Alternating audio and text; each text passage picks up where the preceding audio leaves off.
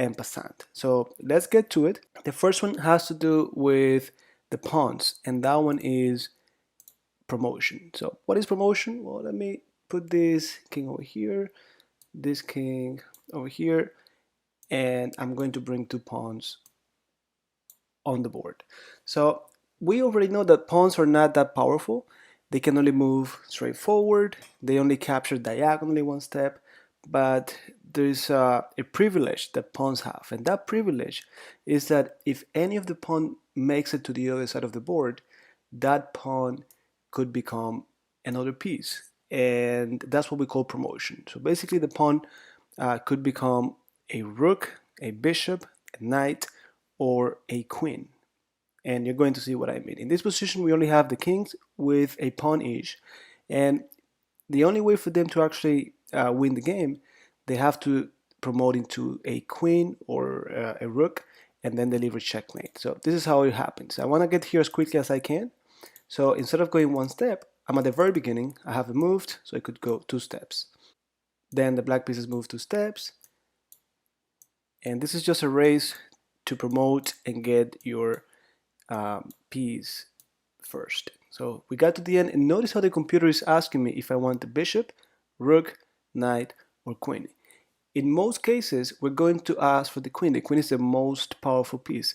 Some specific cases you want to under promote to a knight, bishop, or rook, but it's very important that I highlight this, because when you play online, these are the only options you get. When you play in person, you need to remember that the pawn cannot remain a pawn. Once you get to the end, he needs to become something else. But the pawn also cannot become a king. We cannot have 2 kings of the same color on the board. So I'm going to choose my queen, and there we go. And now this queen is so powerful that when the black pawn promotes, let's say he gets a queen 2, now my queen can go diagonally all the way and capture that queen. And now the white pieces should be able to do checkmate with the queen and the king. So that's what promotion is all about. Let me bring all of the pieces on the board, and let me give you another example. This example is going to be a little bit of an extreme, but just to make my point. So let's say I move this pawn forward. The black pieces move the knight, and I keep going.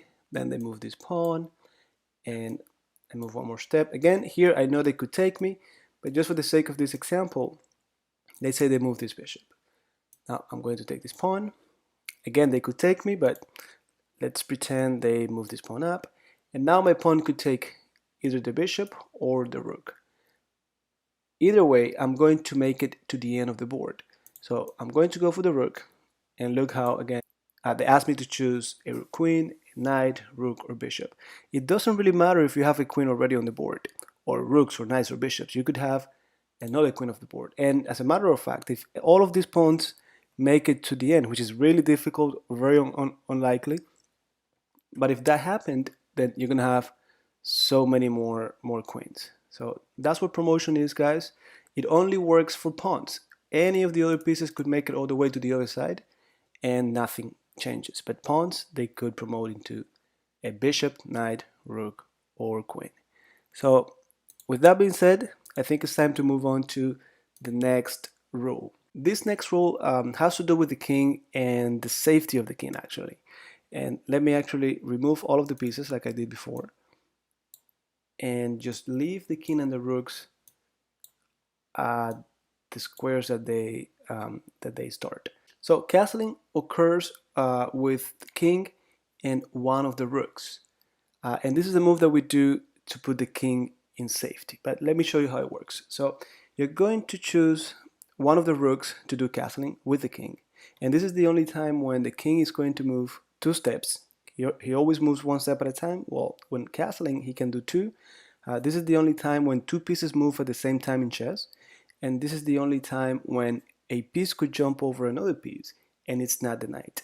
So for castling, you're going to move your king towards the rook that you choose. In this case, I'm going to go towards this rook, and I'm going to move the king 2 steps. That's how it works. 2 steps, and then the rook moves over the king, and that's castling. So all of this happens in 1 turn. So king and rook, they sort of swap, and that's how you castle. I could also do it to the other side, but it's also going to be 2 steps. So it was 1, 2. To the other side, it's going to go 1, 2. The rook is the one that travels a little bit further. So I go 1 and 2, and then the rook goes over the king. That's how we castle. Now, there are a few rules that we need to remember. For castling, you cannot have moved the king or the rook that you're going to use. So let's say this king at some point moved up, and then we put it right back. Well, that king can never castle for the remaining of the game. You lost the right to castle. Same thing. If this rook at some point moved, and even if you bring it back, you cannot use that rook for castling. The king could still castle to the other side, but that rook that moved cannot be used. Also, let's say we have this king here, we have the queen. Let's say the king is put in check. The queen goes over here, check. Well, the king cannot castle if he's being in check. That's a rule. Also, let's say that instead of the queen here, we have the bishop right here. Well, the king cannot castle if he's going through check. Let's say I want to castle to this side. Well, I can't because technically the king is going through this square, which is controlled by the bishop. That would be an illegal move, so I'm not allowed to castle there. But in this case, you could just castle to the other side.